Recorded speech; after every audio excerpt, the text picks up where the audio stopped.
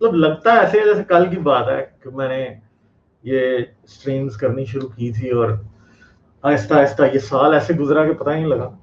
एक साल में तकरीबन 100 स्ट्रीम्स सिर्फ गालिब कमाल लाइव की जो हैं वो हुई हैं। इसके अलावा तो मेरे ख्याल है इतनी ही और भी होंगी। अब 33rd मैंने पंजाबी स्ट्रीम कल की थी आसिम भाई के साथ, कोई मेरे ख्याल है 30-35 स्ट्रीम्स वो भी थी।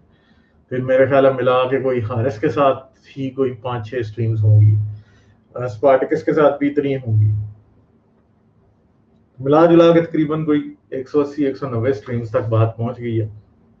और कभी कभी मैं अपने दोस्तों को कहता हूँ और उन लोगों को कहता हूँ जो सारे मेरे साथ हैं, उनको मैं कहता हूँ कि यार जितना मटेरियल हमने इंटरनेट पे डाल दिया, ये हमें मार भी दें तो वो बोलता रहेगा।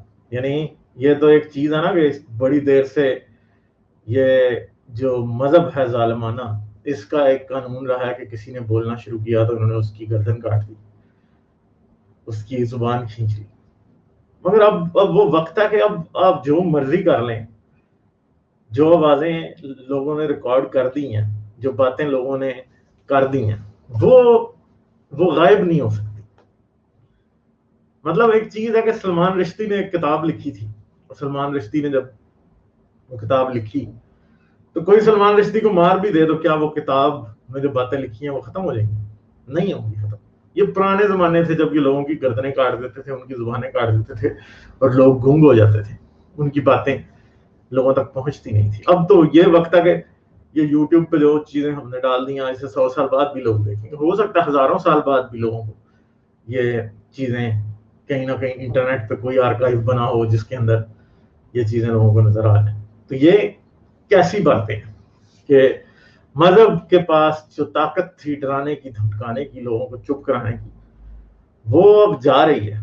ठीक है, हाथों से रेत फिसलती जा रही है, और ये रेत जो है ये हमारे हाथों से नहीं, इनके हाथों से फिसल रही है, और इनके पास इसका कोई इलाज नहीं है, कुछ नहीं कर सकते। जिसकी भी हम बात करें, जो भी ये समझता है कि उसका मजहब जो है वो बड़ा पाक है, बड़ा मतलब उसकी वो बहुत सच्चा है, उसकी सच्चाई जो है वो 4 लफ्ज उसकी सच्चाई की हकीकत को पाश पाश करने के लिए काफी है। क्योंकि मजहब जितना लफ्जों से डरते हैं उतना किसी और चीज से नहीं डरते। ठीक है जी, ये मजहब जो है ना, ये जो आपके और मेरे खिलाफ सफर आए हैं, ये हमारे अल्फाज से डरते हैं। असल डर इनको हमारे लफ्जों से लगता है। और जो चीज लफ्जों से मर जाए ना, असल में उससे बड़ा झूठ क्या होगा दुनिया में। क्योंकि झूठ लफ्जों से डरता है, सच नहीं डरता। सच को लफ्जों से डरने की क्या जरूरत है? सच को तो आप जितना मर्जी उसके खिलाफ बातें कर लें, सच में सच ही रहना होता है। सच को आप छुपा भी दें तो वो खुद ही फिर निकल आता है, दोबारा फिर आ जाता है सामने। झूठ जब खड़ा होता है सामने और उसके लिए आप बातें करते हैं, आप उसकी उसकी उसके मुखालफत पे सच को खड़ा करते हैं, तो झूठ फिर पिघल जाता है, झूठ फिर एवेपोरेट हो जाता है, झूठ भाग जाता है। पर सच जो है, सच एक चट्टान की तरह सामने खड़ा होता है। अब जो मर्जी कर लें, सच जो है वो छुपता नहीं। अगर मैं आज सच बोलना छोड़ दूं तो कोई और आके बोलना शुरू कर दे। कोई भी सच ना बोले तो किसी ना किसी तरीके से सच फिर डिस्कवर हो जाएगा दोबारा। ठीक है जी, सच नहीं जाएगा कहीं भी। सच की ताकत यह है कि सच के दिफा की या सच के डिफेंस की जरूरत नहीं होती। उसके लिए ब्लास्फेमी लॉज नहीं बनाने पड़ते। सच के लिए ब्लास्फेमी लॉज नहीं बनाने पड़ते।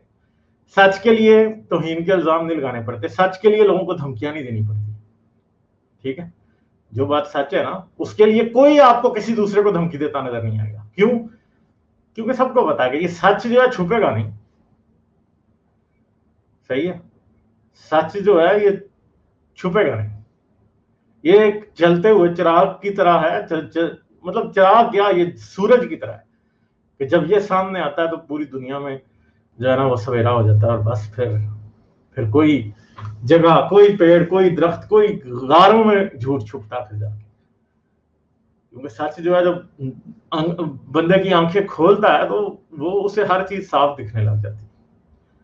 झूठ क्या करता है? झूठ इंसान की आंखों पे पट्टी बांधता है।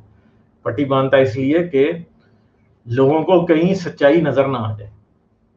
वो पट्टी कौन कौन सी हो सकती है? वो पट्टी रिस्पेक्ट की पट्टी है, वो खौफ की पट्टी है, ठीक है, वो रस्म रिवाज की पट्टी है, वो इरैशनैलिटी की पट्टी है, वो अंधे एतकाद और अंधे ईमान की, अंध भक्ति की पट्टी है, ठीक है। क्योंकि जब सच को इन चीजों की कोई जरूरत नहीं है, सच को किसी गिलाफ में, कुरान को जिस तरह और दूसरी मजहबी किताबों को गिलाफों में, रेशम के मखमल के गिलाफों में लपेट लपेट के रखा जाता है, सच को इसकी जरूरत नहीं।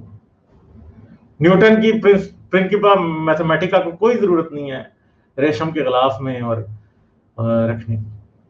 आइंस्टाइन की थ्योरीज को कोई जरूरत नहीं है रेशम के गिलाफों में रखने की।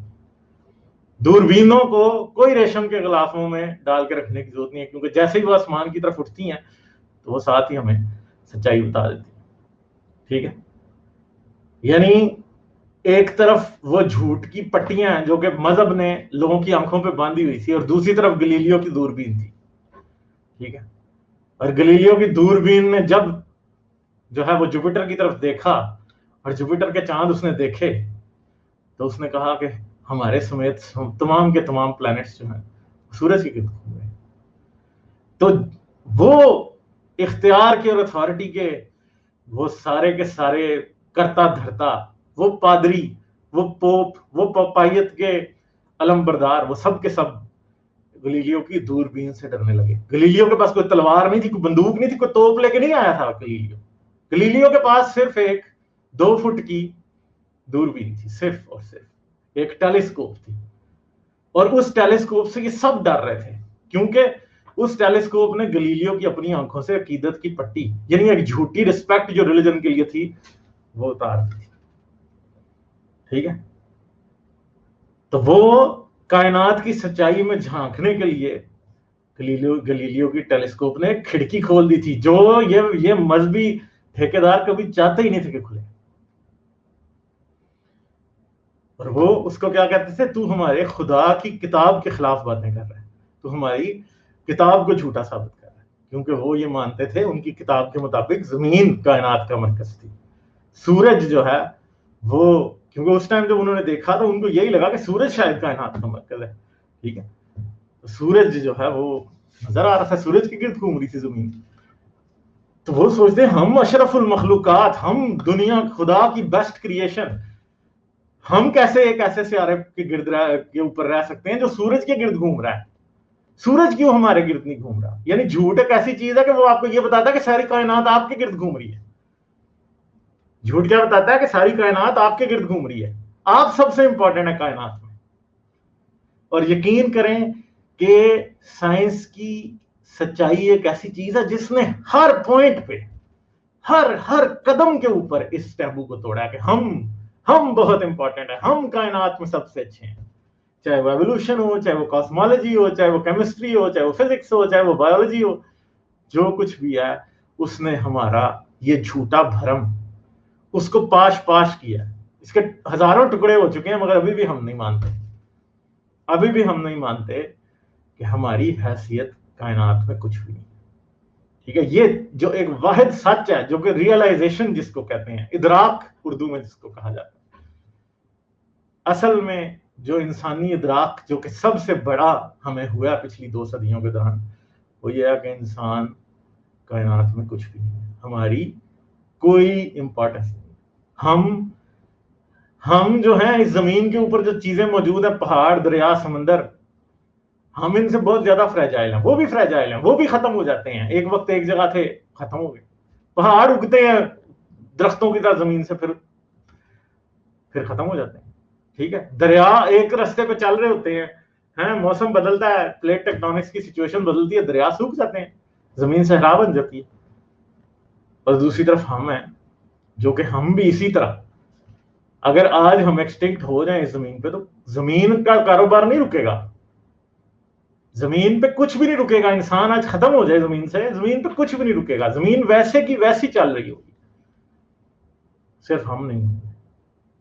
और यकीन करें कायनात 99.99999 पता नहीं कितने 9 है इसके बाद, उतने वक्त से कायनात बिल्कुल ठीक चल रहा था, यूनिवर्स सब कुछ चल रहा था, चांद भी जमीन के गिर्द घूम रहा था, जमीन भी सूरज के गिर्द घूम रही, सूरज भी मिल्की वे गैलेक्सी के सेंटर के गिर्द घूम रहा था, और हमारी गैलेक्सी जो है वो भी वर्गो सुपर क्लस्टर के ग्रेविटेशनल सेंटर के गिर्द हरकत में मौजूद थी। हम नहीं थे। जब कायनात में पहले सितारे बन रहे थे हम नहीं थे, ठीक है। जब पहली गैलेक्सीज बन रही थी हम नहीं थे। जब पहले प्लैनेट्स बन रहे थे हम नहीं थे। जब पहले सितारे मर रहे थे हम नहीं थे। जब सूरज बना हम नहीं थे। जब मिल्की वे गैलेक्सी बनी हम नहीं थे। जब जमीन बनी हम नहीं थे। जब चांद बना हम नहीं थे। जब इंडियन प्लेट ने आके यूरेशियन प्लेट के साथ टकराना शुरू किया और हमारे हिमालय बनने शुरू हुए, हम नहीं थे।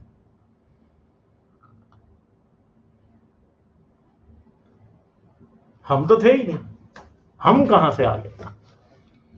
हम जिंदगी की उस कश्मकश का रिजल्ट है जिसे एवोल्यूशन कहा जाता है, जिसे इर्तिका कहा जाता है।